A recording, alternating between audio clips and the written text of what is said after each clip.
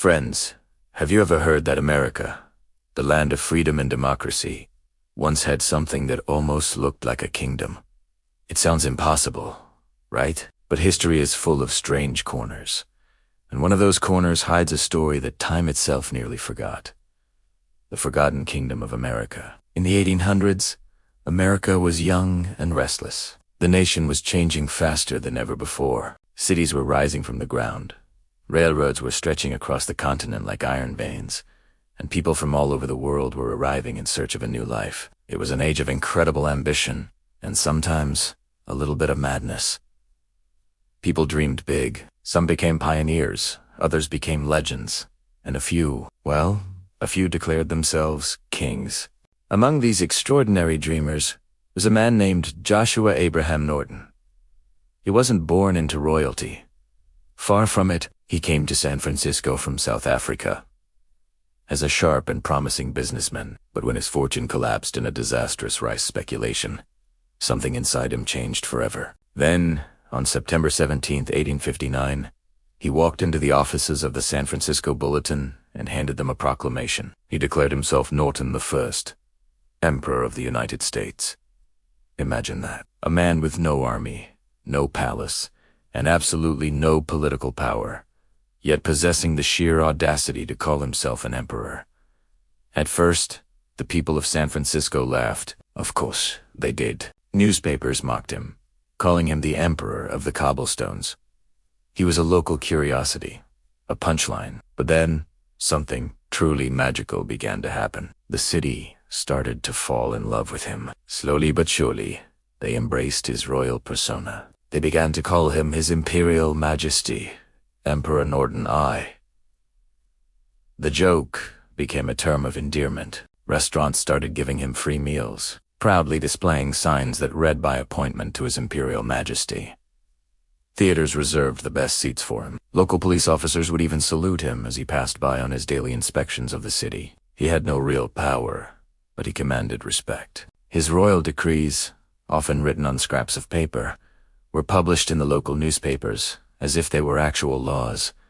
These weren't just ramblings. Some were surprisingly insightful. He issued a decree to dissolve the U.S. Congress, citing its corruption and dysfunction. When that failed, he commanded the army to forcibly remove the politicians. He was a man who saw the fractures in the nation and, in his own unique way, tried to heal them. Emperor Norton became a familiar sight, a living landmark of San Francisco. He wore a distinctive blue military uniform, a gift from the officers at the Presidio Army Base, adorned with brass buttons and golden epaulets. A beaver fur top hat, sometimes decorated with a peacock feather, sat upon his head. With a walking stick or an umbrella in hand, he would proudly patrol the streets, inspecting buildings, checking on public works, and engaging with his subjects. He would chat with children, comfort the distressed, and greet visitors with a regal air. He was, by all accounts, penniless. He slept in a simple room in a boarding house. But in spirit, he was wealthier than any tycoon. He represented something that people desperately needed, especially in a time of great division. As the nation was tearing itself apart in the Civil War, Emperor Norton became a beloved symbol of unity and stability in San Francisco. He belonged to everyone, and everyone belonged to him. One of his most famous decrees, issued in 1872, called for the construction of a suspension bridge connecting San Francisco and Oakland. He saw the future. He understood the need for connection and progress. People at the time thought it was just another of the emperor's fanciful ideas. But decades later, that vision became a reality. The San Francisco-Oakland Bay Bridge, one of the modern wonders of engineering, was first imagined by this self-proclaimed emperor. His vision outlived his reign. When he collapsed and died on a street corner in 1880, on his way to a debate at the Academy of Natural Sciences, the city went into mourning. Over 10,000 people attended his funeral. Think about that for a moment. 10,000 Americans from all walks of life, rich and poor, powerful and common, came to pay their respects to a man who had no throne, no treasury, and no power, except for the power of his imagination. The headline in the San Francisco Chronicle read, "Le Roi est mort, the king is dead." With his death, the forgotten kingdom of America seemed to fade back into legend. But the story doesn't end there. His legend lives on, woven into the fabric of San Francisco and into the hearts of those who believe that imagination can sometimes rule where laws cannot. Emperor Norton's life reminds us that greatness doesn't always need a crown or a title. Sometimes, all it needs is belief. He built a kingdom not with gold or soldiers, but with kindness, humor, and an unwavering vision. Even today, in San Francisco, you can visit his grave at the Woodlawn Memorial Park.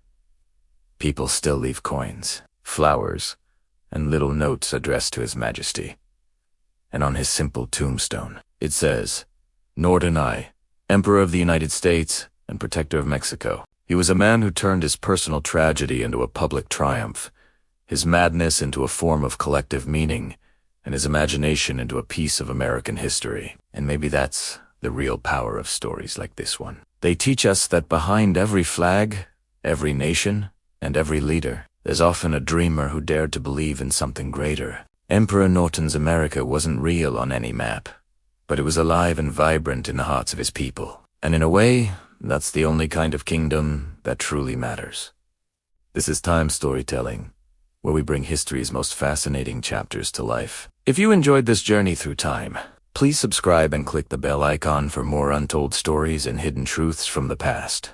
Thank you for watching.